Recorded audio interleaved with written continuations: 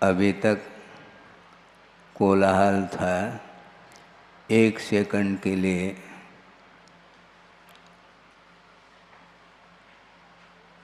कोलाहल शांत हो जाता है तो ऐसा लगता है कि सब लोग ध्यानस्थ हैं। यही तो ध्यान की भूमिका है। ज्ञान को भी विश्राम देने की आवश्यकता होती है। हालांकि आत्मा के पास अनंत गुण हैं, किंतु उन अनंत गुणों का अस्तित्व है क्या नहीं, इसको बताने वाला ज्ञान गुण है। और ज्ञान गुण ही सबसे ज़्यादा परेशानी का अनुभव कर रहा है। सारे गुण शांत हैं, क्योंकि उन गुणों में जानने की, देखने की, संवेदन करने की कोई क्षमता नहीं है। ज्ञान गुण में ही वह सामर्थ्य है सबको जानने का, सबको देखने का, सबके साथ संबंध जोड़ने का। यदि सामर्थ्य है तो वह ज्ञान गुण के पास है। किंतु ज्ञान के माध्यम से ही शोरगुल होता है, और ज्ञान थोड़े समय के लिए बैठ जाए शांति से, तो शांति से बैठो ऐसे कहने की कोई आवश्यकता नहीं। भले ही मनोरंजन हो, किंतु एक प्रसंग आपके सामने रख रहा हूँ। मुझे भी हंसी आई थी। कहाँ पर? चौके में। चौके में पड़गान करके ले गए हैं और नवदा भक्ति हो गई, पूजन आदि सब संपन्न हुआ। और जब खड़े हो गए तो सब लोग एक क्रम से आहार दे रहे थे। और एक व्यक्ति ऐसा था उसी परिवार का, वह दोनों हाथों से थाली लेकर के खड़ा था। सब लोग आहार दे रहे थे और उसके अंदर आकुलता होने लगी। मुझे देने के लिए अवसर ही नहीं मिल रहा है, और उसकी आकुलता बढ़ने लगी। तो और सब लोग कह रहे हैं शांति तो पकड़ो। किसको कहा जा रहा है? जिसने थाली पकड़ करके खड़ा है उसके लिए कहा जा रहा है शांति तो पकड़ो। उसने क्या उत्तर दिया मालूम है? मेरे पास 2 ही हाथ है, उससे थाली पकड़ा हूँ, हम शांति किस हाथ से पकड़ें? शांति पकड़ने के लिए आप कह रहे हो, कोई तीसरा हाथ थोड़ी है। दोनों हाथों से मैं थाली पकड़ा हूँ, शांति तुम ही पकड़ो, मुझे देने दो। ये वाली बात है। शांति मिलती नहीं, बहुत आकुलता रहती है। धार्मिक क्षेत्र में आकुलता हमारे लिए हानिकारक नहीं कथनचित। ऐसा नहीं तुम शोरगुल करने लग जाओ, ऐसा नहीं। किंतु शांति के साथ अपने को धर्म की चर्चा, धर्म का श्रवण आदि करना चाहिए। ये वस्तुतः एक दोहा आपके सामने रख रहा हूँ और विषय को प्रारंभ कर रहा हूँ। और दोहा किसने लिखा है? गुरुदेव ने ही उस दोहे को दिया है हम लोगों के लिए, कि ज्ञान दुख का मूल है। आप गौर करेंगे, ज्ञान दुख का मूल है और ज्ञान ही भव का कुल। राग सहित प्रतिकूल है और राग रहित अनुकूल, ऐसा कहा। ज्ञान ही वह दुख के लिए भी कारण बन रहा है और सुख के लिए भी वही ज्ञान कारण सिद्ध हो रहा है। रागान्वित जो ज्ञान है वही दुख के लिए कारण है, और राग रहित जो ज्ञान की परिणति है वह सम्यक ज्ञान की परिणति मानी जाती है, वही सुख के लिए कारण सिद्ध होता है।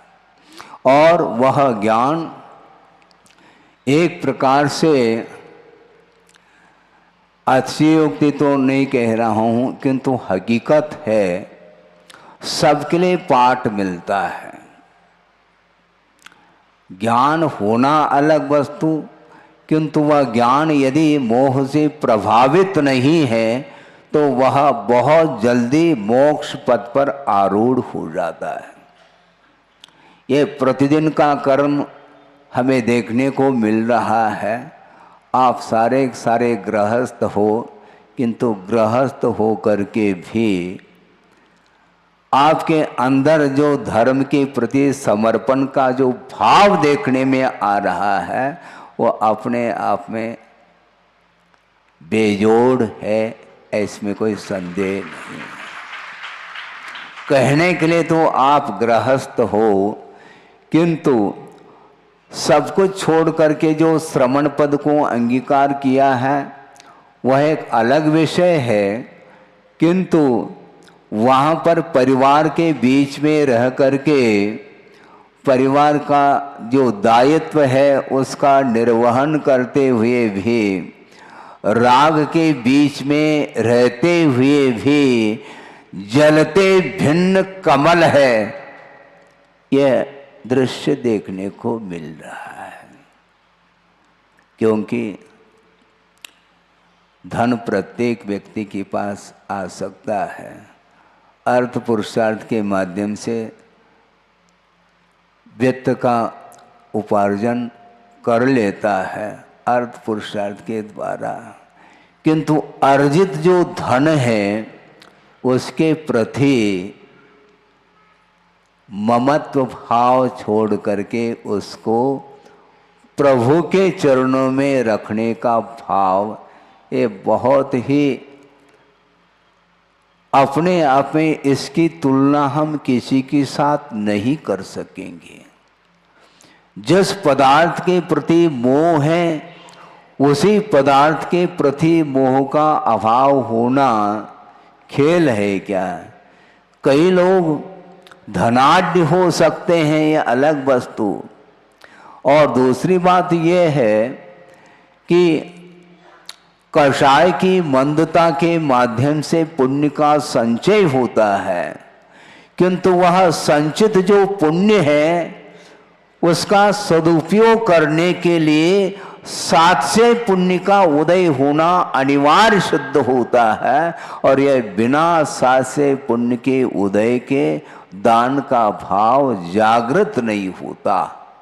इसलिए वह गृहस्थ जरूर हैं, नीचे बैठे हैं, किंतु वह नीचे बैठे चाहे ऊपर बैठे, धर्म के शरण में जो आया है वह नीचा नहीं, ये ध्यान रखो बहुत। क्योंकि मैं छड़ाला की पंक्ति भी आपके सामने रखना चाहता हूँ कि मोक्ष मार्ग की प्रथम सीढ़ी या बिन ज्ञान चरित्रा, ऐसा कहा है ना, पढ़ते हैं आप? हाँ, मोक्ष मार्ग की प्रथम सीढ़ी क्या है? वह सम्यक दर्शन है, वह श्रद्धान का भाव है, देव शास्त्र गुरु के प्रति श्रद्धान का, आस्था का भाव जिसके अंदर जागृत हुआ है वह कभी भी पीछे नहीं रह सकता। पीछे और आगे की बात ही नहीं यहाँ पर। जिसके अंदर ज्ञान की किरण, श्रद्धा की किरण जागृत है, वह ज्योति जल रही है आस्था की, फिर वह अंधकार में कैसे रह सकता है? नहीं रह सकता। इसलिए मोटिवेट करने की आवश्यकता नहीं है, क्योंकि इतना वह धर्म में डूबा हुआ है, वह किसी की चिंता नहीं करता, परवाह नहीं करता। मुझे तो प्रकाश मिल चुका है, अब हमारे कदम कभी भी अंधकार में नहीं पड़ सकते हैं, ऐसा भाव उनके अंदर है। तभी बिना किसी उपदेश के बिना किसी संकेत के वो भाव जागृत होते ही चले जा रहे हैं। आपको कैसा लग रहा है? ये वातावरण कितने दिन हो गए, गिन रहे हैं क्या? नहीं, हाँ 15 दिन से भी ज़्यादा हो गए हैं, लेकिन एक दिन भी ऐसा नहीं गया यहाँ पर आकर के आपको है। क्यों? आनंद जी बैठे हैं आगे, उन्हीं को पूछना चाहते हैं आनंद आ रहा है क्या? नहीं, हाँ आज के आनंद की जय बोलते हैं आप, बहुत इसी को बोलते हैं आनंद। वो डूबता है। ये आनंद, कई प्रकार के आनंद होते हैं, आनंद का लाभ लेना चाहिए। सबकी अलग अलग भूमिका है, इसलिए कोई छोटा व्रत होता हो, कोई बड़ा व्रत होता हो, ऐसी बात नहीं। किसी विवक्षा से, व्यवहार की दृष्टि से कथन करना अलग वस्तु, किंतु गुरुदेव की जो व्यापक दृष्टि है उसको सामने, उसको भी मैं आपके सामने रखना चाहता हूँ। आप सुनेंगे, वह नैनागिरी का प्रसंग मुझे याद आ रहा है। चातुर्मास की बात है और एक परिवार ने पड़गान करके गुरुदेव को कहाँ ले जा रहे हैं? आइए महाराज, आइए बोल रहे हैं वो, और चौके में प्रवेश हो जाता है। पूजन अर्चन आदि विधिवत होने के उपरांत आहार प्रारंभ होता है और सामने जनता खड़ी है दर्शन करने के लिए। उसमें एक परिवार जो कि बहुत दिन से उनकी भावना थी कि मैं भी गुरुदेव के लिए आहार दे दूं भक्ति पूर्वक, एक ग्रास भी मुझे मिल जाए तो हमें संतुष्टि है। लेकिन क्या पता गुरुदेव लेंगे क्या नहीं लेंगे।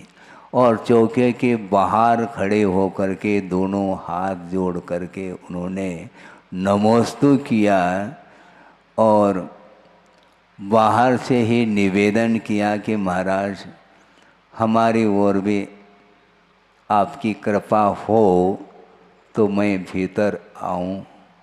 और आहार देने की बहुत उत्कंठा है, काफ़ी दिन से मेरी भावना थी, लेकिन वह अवसर टलता चला जा रहा था, इसलिए आपका मैं बाहर ही खड़े होकर के दर्शन कर रहा हूँ, किंतु आहार देने की भावना है, यदि आप ले लें तो मैं दे सकूं। अब आचार्य महाराज मौन हैं, क्योंकि बोलते तो है नहीं, मौन हो करके आहार ले रहे हैं और बड़ी सहजता के साथ उनकी ओर दृष्टि गई और उन्होंने सोचा इस ग्राहक को लौटाना नहीं चाहिए।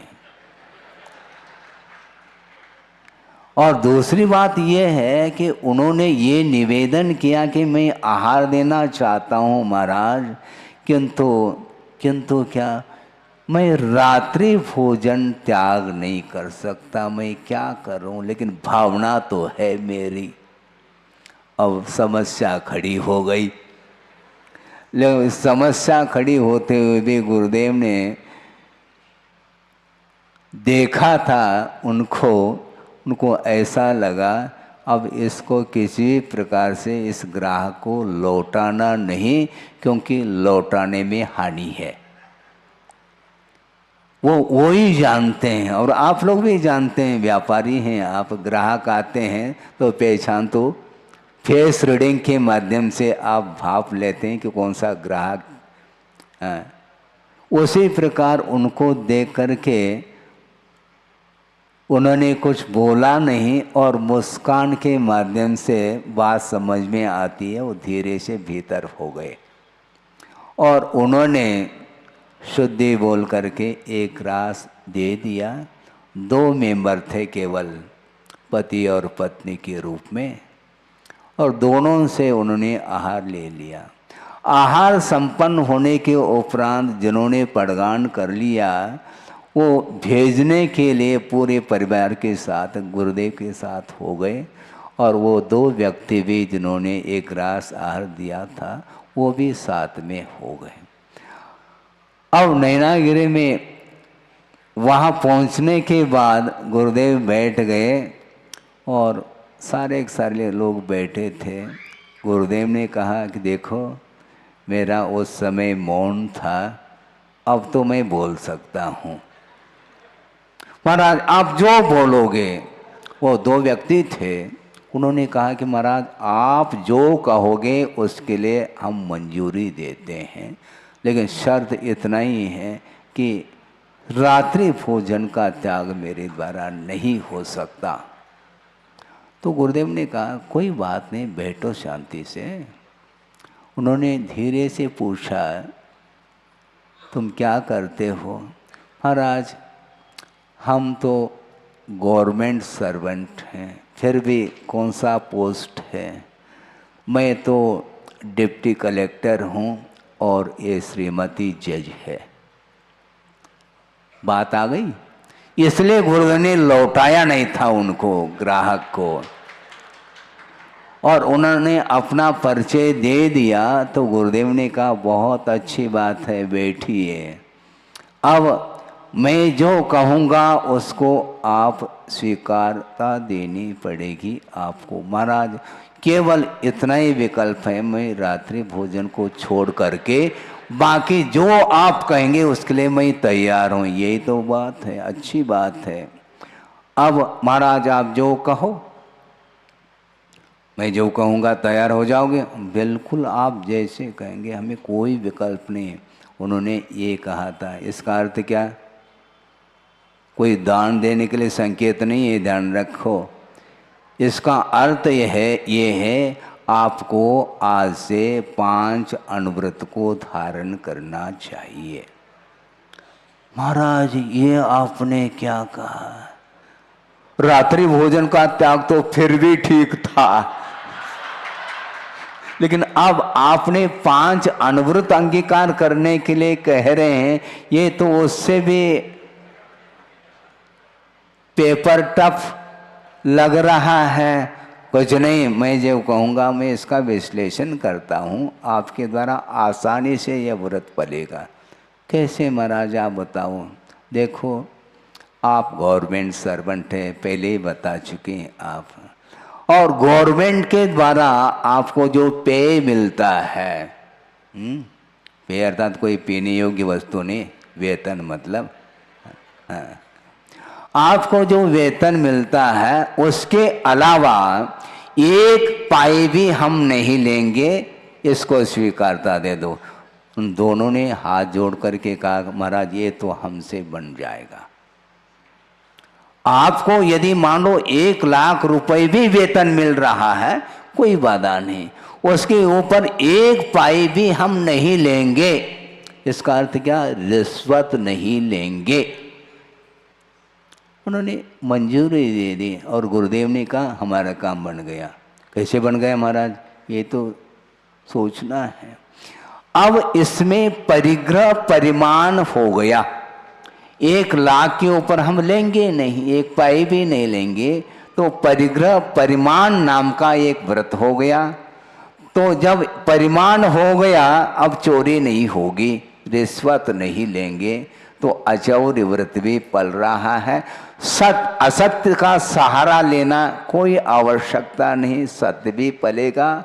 और परिग्रह का परिमाण होने के उपरांत इससे अतिरिक्त जो हिंसा होती थी उसके लिए भी ब्रेक लग जाएगा।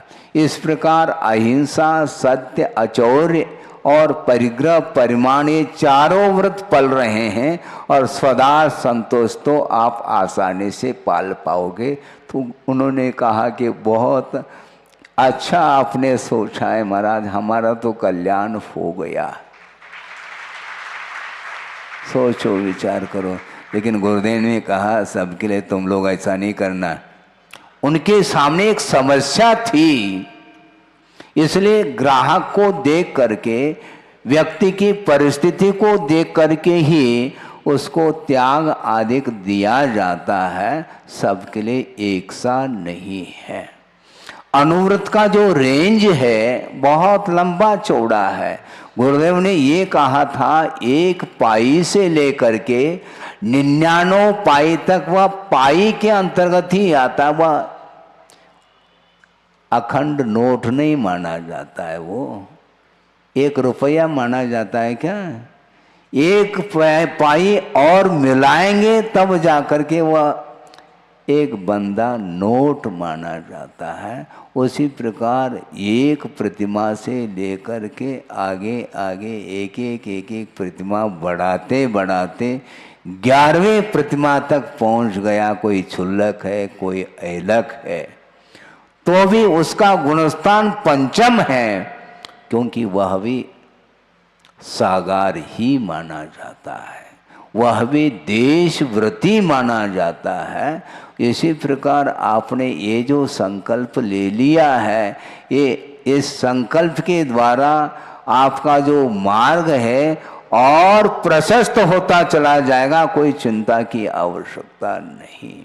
इससे स्पष्ट है कोई व्रत छोटा और बड़ा नहीं होता। जिसकी जितनी क्षमता है उस क्षमता के सामर्थ्य के अनुरूप यदि वह मोक्ष मार्ग की ओर बढ़ रहा है, निश्चित रूप से वह प्रशंसा का पात्र सिद्ध होता है। इसलिए कल एक ग्राहक आया था, आप सब जानते हैं, सभा में वो बैठे हैं, उन्होंने जो पवित्र भाव किए हैं उसको देख करके, दुकान किसकी है? दुकान गुरुदेव की है, और जितने भी ग्राहक है ये उन्हीं के ग्राहक माने जाते हैं, ध्यान रखो। दुकान उनकी है और हम भी ग्राहक बन करके ही बैठे हैं। भले ऊपर बैठे बात अलग है, किंतु दुकानदार तो वही हैं। उनके दुकान में हम काम कर रहे हैं, ऐसा मैं महसूस करता, हमें ऐसा ही महसूस होता है और होना चाहिए। क्योंकि गुरु नहीं होते तो हम कहाँ चले जाते हैं? हाँ, गुरु का समागम मिलना बहुत तीव्र पुण्य का उदय समझना चाहिए, और आप लोगों का भी यह तीव्रतम पुण्य का उदय चल रहा है। निरंतर जिनवाणी सुनने को मिल रही है। गुरुदेव ने जो देशना दी है उसी को मैं दोहराता हुआ चला जा रहा हूँ, ये ध्यान रखो। मैं उपदेश देने के लिए यहाँ पर नहीं बैठा हूँ, किंतु गुरुदेव ने जो दिया है, उन्होंने ये कहा जो तुमने लिया है उसको बांट बांट करके खाओ। इसलिए मैं बांटने के लिए बैठा हूँ। मैं केवल उनके देशना को रिपीट कर रहा हूँ, दोहराता चला जा रहा हूँ, ताकि स्मृति का विषय बना रहे। मैं कहीं उनके संकेत, उनके आदेश, उनके उपदेश कहीं विस्मृत ना हो, इसलिए बार बार प्रसंग बना करके आपके सामने मैं रखता चला जाता हूँ। और रखते समय मुझे ऐसा संवेदन में आता है कि साक्षात गुरुदेव बैठे हैं।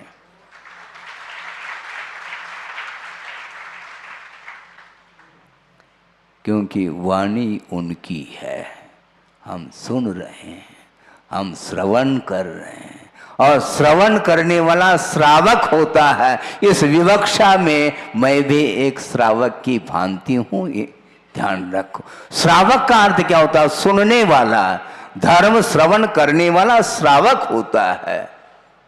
दिव्य ध्वनि समोचरण में खिरती है, सारे के सारे श्रोतागण माने जाते, सुनने वाला श्रोता माना जाता है, उसी को श्रावक बोलते हैं। ये भिन्न भिन्न शब्द के अपेक्षा से भेद भिन्नता आती है, बात तो हुई, चाहे वह श्रवण करने वाला श्रावक कहो अथवा श्रोता कहो, बात एक ही है।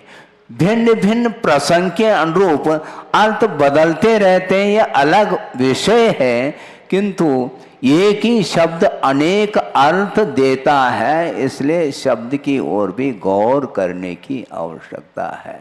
समो शरण में प्रभु विराजमान हैं और उनके चरणों में केवली सामान्य केवली भी विराजमान हैं, गणधर परमेष्टि भी हैं और अनेक रिद्धि संपन्न मुनिराज भी वहाँ पर धर्म श्रवण करने के लिए बैठे हैं और श्रावक श्राविकाएं भी बैठी हैं। आर्य का संघ भी चतुर्विध संघ के बीच में प्रभु विराजमान हैं और दिव्य ध्वनि उनकी खिर रही है। सब लोग श्रवण करने के लिए बैठे हैं। केवली भगवान भी श्रवण करते हैं क्या महाराज? वह श्रवण नहीं करते हैं, फिर क्यों बैठते हैं महाराज वहाँ पर? तो गुरुदेव ने इसका उत्तर ये दिया, ये समो शरण की शोभा है, क्योंकि केवल ज्ञान के अपेक्षा से तीर्थंकर और सामान्य केवली के केवल ज्ञान में कोई भी अंतर नहीं है, किंतु तीर्थंकर का जो वैभव है वह तीर्थंकर प्रकृति के उदय का वह परिणाम है, इसलिए समो शरण की रचना हो जाती है। तो इसलिए मैं भी एक, आप ये ग्राहक नहीं, मैं दुकानदार हूँ क्या? नहीं, हम अपने आप को दुकानदार मानते ही नहीं हैं, हम तो ग्राहक हैं। ग्राहक में भी अंतर आ सकता है, ये आपका विषय, लेकिन सामान्य रूप से ग्राहक ही मानना चाहते हैं, क्योंकि हमें भी आराधना करनी है और मैं आराधना करने के लिए बैठा हूं और आप लोग भी गुरु की आराधना करने के लिए बैठे हैं। तो आराध्य कौन है? गुरु हैं, और आपके लिए भी आराध्य हैं और मेरे लिए भी वही आराध्य हैं। इसलिए आप विकल्प ना करो कि हमारा कल्याण कैसा होगा। कल्याण तो पवित्र परिणाम के द्वारा होता है, जिसके अंदर पवित्र परिणाम है निश्चित रूप से उसका विकास, उसकी उन्नति होगी। यह सिद्धांत है, सिद्धांत कभी भी परिवर्तित नहीं हो सकता, यह सत्य है। हाँ, बहुत कठिन है। इसलिए मैं क्या कह रहा था, इस प्रकार ये वातावरण आप लोगों ने निर्मित किया है, ये गुरुदेव का प्रभाव, उनका जो छाप है वो अमिट छाप है, ये ध्यान रखो। न भूतो न भविष्यति वाली बात है। इस प्रकार की साधना करने वाले गुरुओं का दर्शन भविष्य में बहुत दुर्लभतम होंगे, ये ध्यान रखना। इसलिए अपने परिणाम को और उज्जवलतम बनाने का पुरुषार्थ करिए और श्रद्धान को और प्रगाढ़ श्रद्धान होता चला जाए, ताकि भवांतर में भी इसी प्रकार के गुरुओं का हमें दर्शन प्राप्त हो सके और उनके मार्गदर्शन के माध्यम से ही हम प्रभु ने जो कहा है उसको हम आत्मसात कर सके। प्रभु का स्वरूप जो है उसका वर्णन बिना गुरु के संभव नहीं है। सेल्फ स्टडी करके हम सब कुछ करना चाहते हैं, वह संभव नहीं है। हाँ, बिना उनके मार्गदर्शन, बिना उनके संकेत के हमें चलना नहीं है। आप अपनी धीमी चाल से चलो, किंतु विपरीत कदम नहीं रखना, ये ध्यान रखे। इतना मेरा अधिकार है, क्योंकि गुरुदेव ने ही अधिकार दिया है, लेकिन अधिकार का दुरुपयोग नहीं करना यह भी उनकी आज्ञा है। मैं यहां पर बैठा हूं, अधिकार का मिसयूज संभव नहीं, किंतु जहां पर आवश्यक है वहां पर बताना भी आवश्यक सिद्ध हो जाता है। उसके बिना मार्ग, समीचीन मार्ग क्या है इसका बोध भी होना चाहिए।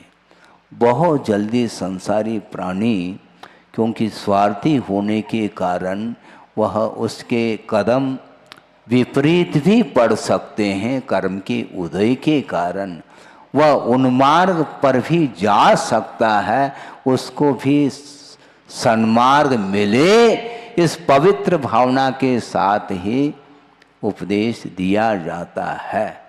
हाँ, परोपकाराय सताम विभूति ऐसा कहा। सज्जनों का जो वैभव है, महापुरुषों का जो वैभव है, वह किसके लिए, किसके काम में आता है? परोपकार के लिए वह काम में आता है।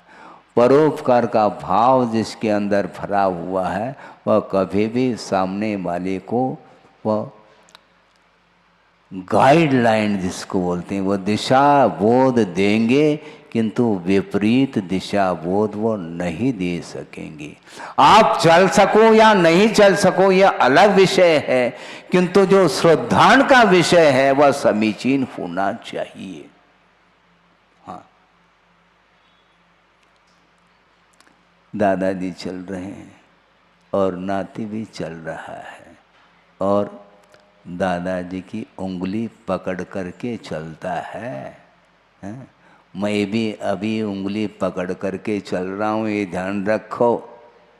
और मुझे जब तक परमात्म पद की उपलब्धि जब तक नहीं होगी, तब तक मैं गुरु की उंगली पकड़ करके ही चलूंगा। और आप लोगों को भी हमारा कहना है, कभी भी उंगली स्वप्न में भी नहीं छोड़ना, ये ध्यान रखो। दोबारा वो उंगली नहीं मिलेगी, फिर ध्यान रखो। हाँ, बड़े बाबा और छोटे बाबा की बात करते हैं। बहुत कभी कभी चिंतन करने में, मनन करने में बात आती है, तो भाव विभोर हो जाता है मन। इसको बोलते हैं भावात्मक संबंध है। गुरु और शिष्य के बीच में यदि कोई संबंध है, वह विश्वास का संबंध माना जाता है, श्रद्धान का संबंध माना जाता है। और श्रद्धान में यदि मान लो विपरीतता आ गई, फिर उसके लिए कोई भी संभालने वाला नहीं मिल पाएगा। इसलिए बहुत गहराई के साथ, गंभीरता के साथ सोचने की आवश्यकता है, क्योंकि संसार में बहुत सारे प्रलोभन आप लोगों को मिल सकते हैं, किंतु उन प्रलोभनों में आ करके यदि गुरु को भूल जाओगे, ये ध्यान रखो, फिर बाद में पश्चाताप हाथ लगेगा। इसलिए गुरुदेव ने जो दिया है, बहुत दिया है। दिया दे दिया, दिया अर्थात प्रकाश उन्होंने दिया है, उसको सुरक्षित रखो। हाँ, दीपक की रक्षा जो होती है, उसको, दीपक को उस स्थान पर रखना चाहिए जहाँ पर हवा का झोंका न लगे। नहीं है तो कभी भी वह दीपक बुझ सकता है। और मान लो तूफान भी चले, पर्वत के चोटी पर वह दीपक जल रहा है, तो जलने में आश्चर्य है क्या बुझने में? यदि बुझ जाए तो इसमें आश्चर्य नहीं, यदि जल रहा है तो यह आश्चर्य का विषय होगा। इसलिए चारों ओर ये तूफान है, मोह का साम्राज्य चारों ओर है, उसमें उस दीपक को सुरक्षित रखना है, बुझने नहीं देना किसी भी प्रकार से। और ये मेरा विश्वास है, वह दीपक नहीं बुझेगा। क्यों? क्योंकि वह रत्न दीपक है, ये ध्यान रखो। रत्न दीपक कभी भी हवा से बुझ नहीं सकता। उसी प्रकार यह रत्न है, रत्नत्रय का अर्थ क्या है? सम्यक दर्शन, सम्यक ज्ञान, सम्यक चारित्र, ये तीनों रत्न के रूप में स्वीकार किया है। तो आपके पास कितने रत्न हैं?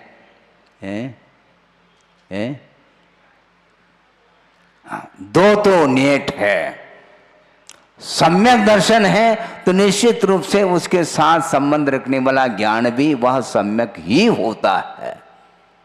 और सम्यक दर्शन, सम्यक ज्ञान की रक्षा करोगे तो निश्चित रूप से चारित्र भी आपके जीवन में बहुत जल्दी आएगा, बल्कि क्षमता के अनुरूप आप पालन कर रहे हैं। एक दिन हमने एक बात भी कही थी कि पंचम गुण स्थान के अभाव में भी चारित्र रहता है। तो कौन सा चारित्र रहता है महाराज? सुनो, सम्यक्त्वाचरण चारित्र माना जाता है।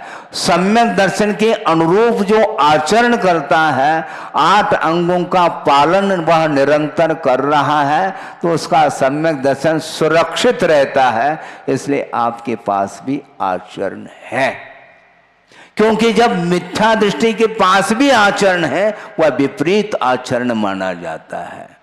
आचरण से रहित कोई भी जीव नहीं होता, क्योंकि मिथ्या दर्शन, मिथ्या ज्ञान और मिथ्या चारित्र ये तीनों विपरीत माने जाते हैं। क्योंकि इसके लिए कहा भव पद्धति भवंती यदि प्रत्यनीकानि कहा।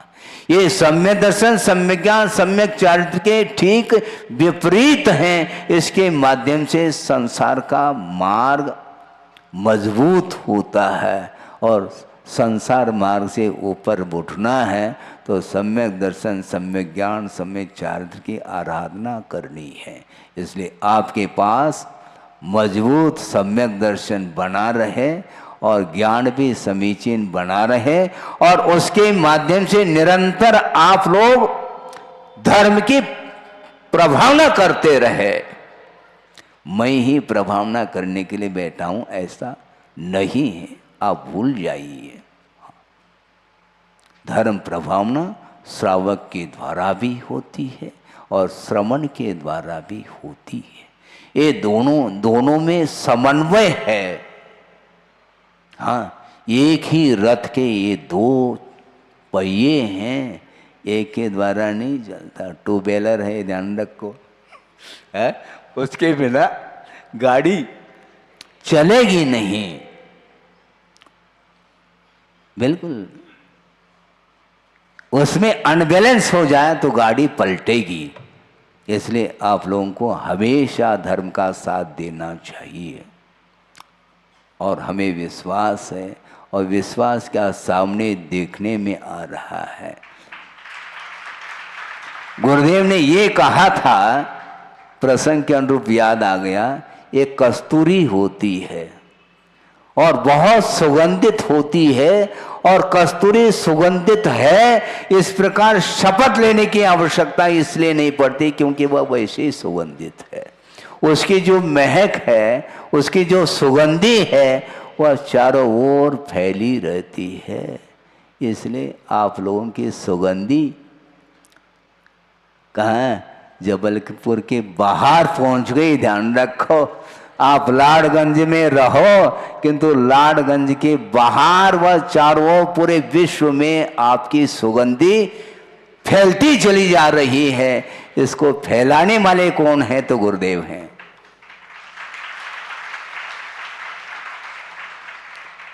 उन्होंने फैलाया है और उनके माध्यम से आपका विकास हुआ है। हमें बहुत प्रसन्नता का अनुभव हो रहा है। मैं बार बार इस प्रकार के धर्मात्माओं की प्रशंसा मैं करूँगा क्योंकि आगम की आज्ञा है। हाँ, ये तो गृहस्थ है महाराजा, गृहस्थ हैं, लेकिन काम नहीं है वो। अभी जो ग्राहक की बात करी थी ना, डिप्टी कलेक्टर और उनकी श्रीमती जज थे, ग्राहक को लौटाया नहीं गुरुदेव ने। इसलिए हमें आप लोगों को लौटाना नहीं, ये ध्यान रखना। आप जहाँ पर हो वहीं रहें, किंतु जिनालय को बिल्कुल कमर कस करके आपको खड़े होना है और निरंतर समर्पण भाव के साथ उसको जल्दी से जल्दी खड़ा करना है। और गुरुदेव जहां भी हैं वहां से देखेंगे, देखो वहां पर देख करके आशीर्वाद उनका मिलेगा। संरक्षणी सभा, उनको देख रहे होंगे आप लोगों की सभा की और उन्नति हो रही है, सब देख रहे होंगे, क्यों नहीं देखेंगे। अवधि ज्ञान के माध्यम से सब कुछ देखने को मिलता है। इसलिए निश्चित है, क्योंकि धर्म के प्रति जिसकी आस्था मजबूत होती जाती है उसके कभी भी कदम विपरीत नहीं पड़ सकते, हमेशा आगे ही बढ़ते चले जाएंगे। इसलिए मैं इतना ही कहना चाहता हूँ कि व्रत छोटा और बड़ा नहीं होता, व्रत तो व्रत होता है। हाँ, लगता है छोटा किंतु उसमें भी पसीना आ सकता है, आता है। एक छोटा सा प्रसंग आपके सामने रख करके 2-5 मिनट के अंदर इसको पूर्ण कर लूँ। वह पुराना प्रसंग है, जब मैं प्राइमरी में पढ़ता था उस समय का प्रसंग अब याद आ रहा है, और वह समझ में भी बात आ रही है कि क्या होता क्या है। एक पहली कक्षा का छात्र है और उस समय मैं भी पहली कक्षा में ही था। अब मौखिक परीक्षा चल रही है, पेपर नहीं लिखते क्योंकि लिखना नहीं आता, इसलिए मौखिक। और किसी टीचर ने पूछा कि खड़े हो जाओ, आकाश का रंग कौन सा है बताओ। उसको पसीना आ रहा था, मैं भी देख रहा था कि हाँ, प्राइमरी का प्रश्न भी पसीना ले आता है, क्योंकि वह प्राइमरी के लिए, आप लोगों के लिए तो बिल्कुल वायात का खिले, इसमें क्या रखा। हाँ, रखा कुछ नहीं थी, किंतु जिस समय आप पहली कक्षा में होंगे तो निश्चित रूप से आपको भी पसीना आता होगा। इसीलिए मैं ये कहना चाहता हूँ, सीधा सीधा है, आकाश का रंग कौन सा है? नीला, बिल्कुल ठीक है, लेकिन वो कह नहीं पा रहा है। उसी प्रकार आप लोग जो व्रत को पालन करेंगे, आप लोगों भारी पड़ सकता है, किंतु भारी हो कुछ भी हो, आप पेपर लिख रहे हैं और उसमें मेरिट में आ रहे हैं, ये ध्यान रखो। हाँ, तो कठिन पेपर होते हुए भी लिखने के लिए उत्साह के साथ आप लोग तैयार हैं। प्रतिदिन ये सारा माहौल निरंतर बढ़ता चला जा रहा है। इसी प्रकार का धार्मिक माहौल हमेशा बना रहें, क्योंकि साधु आते हैं और चले भी जाते हैं, ये ध्यान रखो। आप निश्चिंत होंगे कि महाराज तो अब है, क्यों तनाव नहीं दे रहा हूँ, लेकिन फिर भी आगम की दृष्टि से श्रमण कभी भी एक स्थान पर रुक नहीं सकते हैं। ये बात अलग है, चातुर्मास में तो रुकेंगे वो, और चातुर्मास होगा, किंतु कहाँ पर होगा मुझे ज्ञात नहीं। चातुर्मास तो होगा, महाराज कम से कम स्थान बताना चाहिए आपको। स्थान बता दूं, भारत में होगा। और महाराज भारत में होगा तो भारत में सागर भी है, जबलपुर भी है, ललितपुर भी है, सभी पुर है। अब क्या करेंगे है? नाम लेते हैं तो फिर धीरे धीरे आप भीतर आते चले जाते हैं। निवेदन करते हैं जबलपुर के लिए, और जबलपुर आने के बाद महाराज लाडगंज, महाराज हनुमान ताल है, और एक ताल और है, कौन सा, फूटा ताल बताते हमने सुना, पहली बार सुना है। और बहुत सारे ताल हैं यहाँ पर है, ताल बजाते रहो। इसके उपरांत में मान लो अपने अपने कॉलोनी में आप लोग बुलाते हैं और वहां पर गए भी मान लो तो भी महाराज घर है, ये और हो जाता है महाराज। क्योंकि कभी कभी चौके में बहुत चौपात रहते हैं महाराज, इधर भी हैं, कोई कहता है महाराज इधर हैं तो महाराज इधर निकल गए। बहुत सारे ये सब विकल्प होंगे, ये सत विकल्प है, ये बात अलग है। किंतु कभी भी श्रमण एक जगह ठहर नहीं सकते, निरंतर वो विहार आदि करते ही रहते हैं। ये बात अलग है, लौट लौट कर भी आ सकते हैं, बात अलग है। मतलब अनुमान आप लगा रहे होंगे हैं, क्योंकि माहौल चल रहा है ना पनागर का। इसका अर्थ महाराज मान लो कुछ दिन के लिए चलवे जाएं तो वापस तो वही रास्ता है, लेकिन रास्ता तो कई हैं, ये बात अलग है। देखो क्या क्या होना है, इसको भी यह केवल ज्ञान का विषय तो है, प्रभु तो जानते हैं कहाँ कहाँ पर जाएंगे, किधर किधर वापस आएंगे, क्या होगा, ये अलग विषय है। किंतु निरंतर आप लोगों के लिए जो पुण्य का अवसर प्राप्त हो रहा है, इसका पूरा का पूरा आप सदुपयोग करिएगा। एक एक समय बहुमूल्य है, समय अपने को गंवाना नहीं। कभी कभी हम सुनते रहते हैं अपने संचालक महोदय बोलते रहते हैं 60 सेकंड के लिए बोलते हैं ताकि उनकी मानसिकता अच्छी बने। ये 1 मिनट का नहीं, 1 ही मिनट ऐसा सोच सकता हो, 60 सेकंड के लिए आपके लिए अवसर दिया जा रहा है। ये बोलने का तरीका है उनका। उसी प्रकार हम भी देखो कितने दिन का अवसर मिलता है, क्या मिलता है, देखना है। इसके उपरांत भी लक्ष्य को भूलना नहीं। गुरुदेव ने जो दिया है उसको और आपको बढ़ाते बढ़ाते बढ़ाते और ले जाना है। वो तुंग उन्होंने जो प्रभावना करने के लिए आपके हाथों में सौंपा है, उसको मजबूती, आपके कंधे बहुत मजबूत हैं, ये ध्यान रखो, इसलिए सौंपा है। हर एक व्यक्ति के कंधों पर वह भार देते नहीं, इसलिए जो उंगली पकड़ करके चल रहा है उनके हाथ में नहीं दिया जाता। जिनके कंधे मजबूत हैं उनको दिया गया है, और नए सिरे से जो कंधा मजबूत बनाना चाहें उनके लिए भी भार सौंपा जाएगा, कोई बाधा नहीं।